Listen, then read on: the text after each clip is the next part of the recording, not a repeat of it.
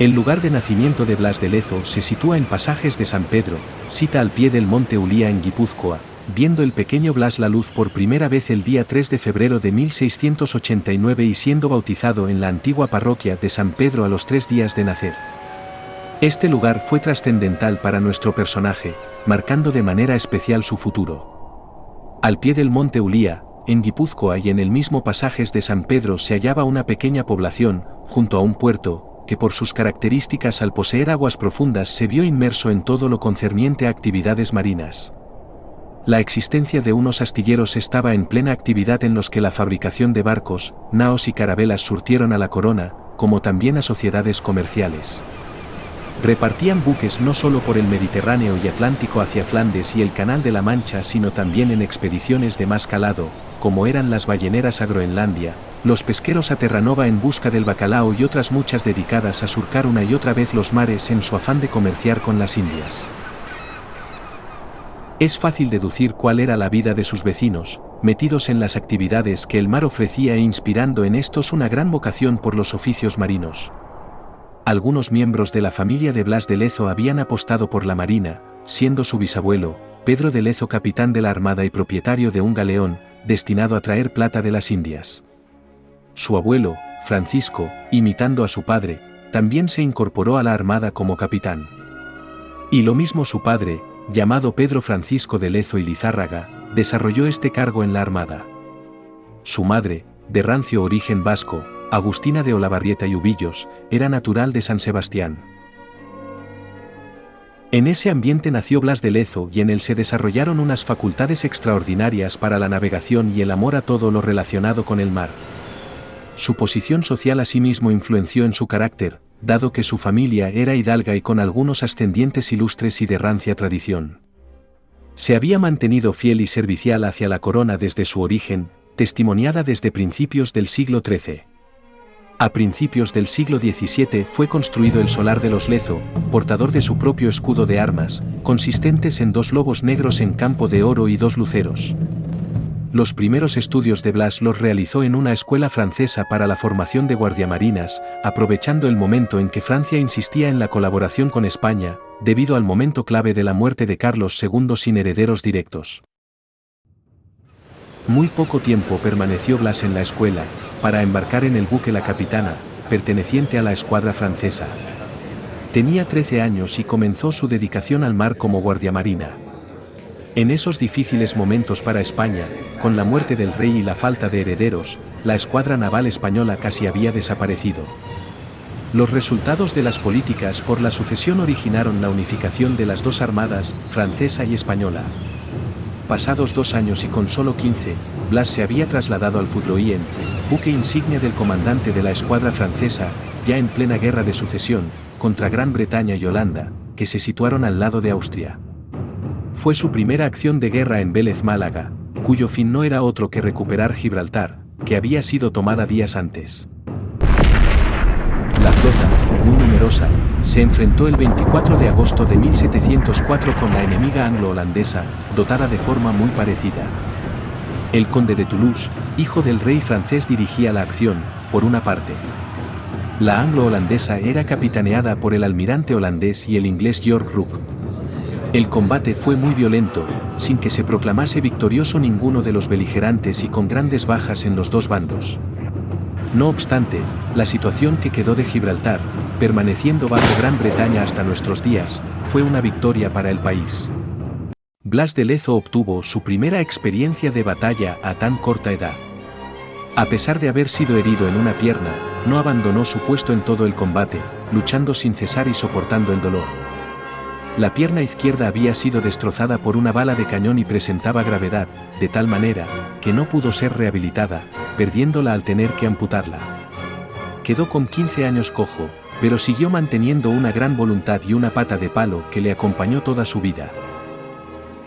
El almirante francés, Alejandro de Borbón, hijo del rey, supo de su valentía e informó a su padre de la actitud que había presenciado en el guardiamarina, siendo premiado con el grado de alférez de bajel de alto bordo.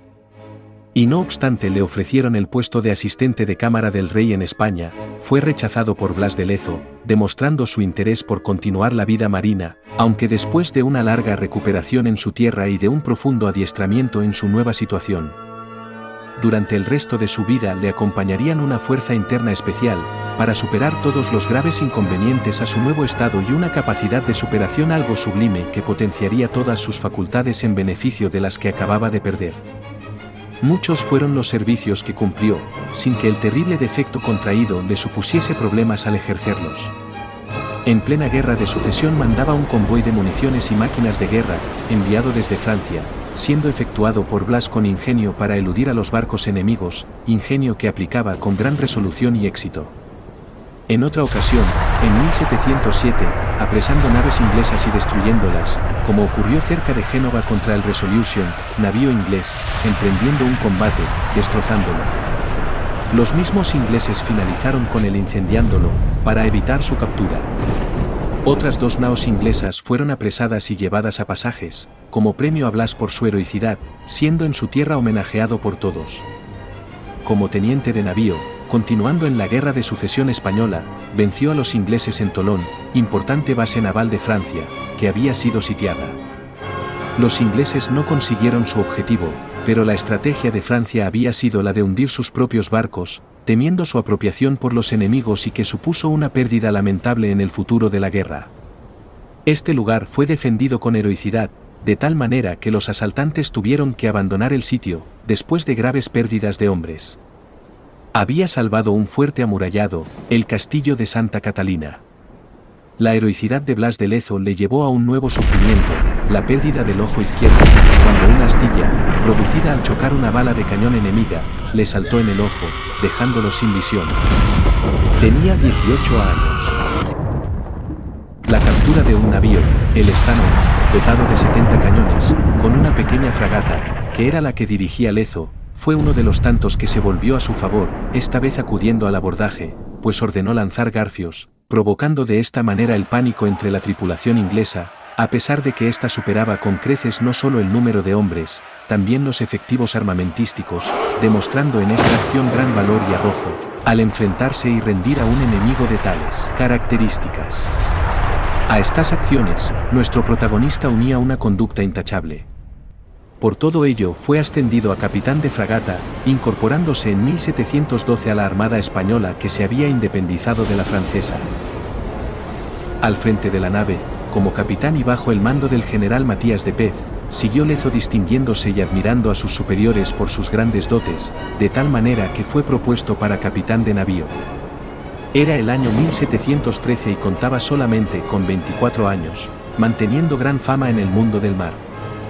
Finalizando la Guerra de Sucesión y quedando la ciudad de Barcelona todavía al lado de los austríes, Lezo debía bombardear las fortificaciones enemigas. El navío Campanella fue dirigido por él y en ese menester, habiéndose acercado demasiado a las líneas enemigas, recibió un balazo de mosquete, hiriéndolo en el brazo derecho, afectándole a nervios y tendones. De dichas heridas no pudo reponerse, aunque solo hubo que curar las heridas, quedó sin movilidad, dejándolo manco. Tenía 25 años. Y a pesar de todo, no pasó por su mente el abandonar la marina. Faltaba la recuperación de las Baleares y para su realización se organizó una escuadra de 27 buques en junio de 1715. A Lezo se le encargó la nao Nuestra Señora de Begoña, de 54 cañones, siendo el conde de Fernán Núñez el que dirigió las fuerzas navales. No hubo luchas, llegando con los enemigos a unas condiciones de paz y al reconocimiento por parte de las islas de la legitimidad de Felipe V como rey de España. A Blas de Lezo se le asciende y como comandante del navío Lanfranc con parte de la escuadra del general Fernando Chacón, comenzando una nueva misión, dedicada a escoltar los galeones portadores de plata que arribaban en Cádiz desde La Habana. En el puerto de Veracruz se cargó la plata y el resto de la mercancía, siendo responsable Blas de Lezo de estas actividades. Habiendo zarpado llegó a sus oídos la noticia sobre la intención que los ingleses tenían por tal cargamento. En el canal de las Bahamas se enfrentó con los enemigos. La intrepidez de Lezo se resolvió, apresando 5 fragatas y un bergantín inglés, regresando a España sin más novedad. Ya no se podía hablar de barcos, propios de la monarquía inglesa, pues el papel que sostuvieron hacia España durante todo ese tiempo fue el de vergonzosos piratas y salteadores. Perdieron el estatus que siempre había acompañado a la marina inglesa, para convertirse en auténticos corsarios filibusteros. A partir de esos años, la función de nuestro marino sería el de la protección y limpieza de las costas del Imperio de Ultramar, en una escuadra destinada a los mares del sur, contra corsarios, piratas y buques extranjeros dedicados al contrabando y a la piratería. En 1725 contrajo matrimonio con Josefa Mónica Pacheco en Perú, oficiando la ceremonia el arzobispo de Lima, situándose dentro de la sociedad de la nobleza local. Tuvo tiempo de formar una gran familia de 7 hijos. Blas de Lezo vivió en España, concretamente en el puerto de Santa María, pero después fue destinado de nuevo a las Indias, habiendo ejercido el cargo de general de la Escuadra de los Mares del Sur, desde 1723, intentando limpiar las costas de corsarios y contrabandistas, tan abundantes en esos lugares, y propulsando seguridad, no sin sufrir problemas por la falta de dotación y mantenimientos, y, al mismo tiempo, enfrentamiento con el virrey, José de Armendáriz, solicitando del ministro su baja y renuncia.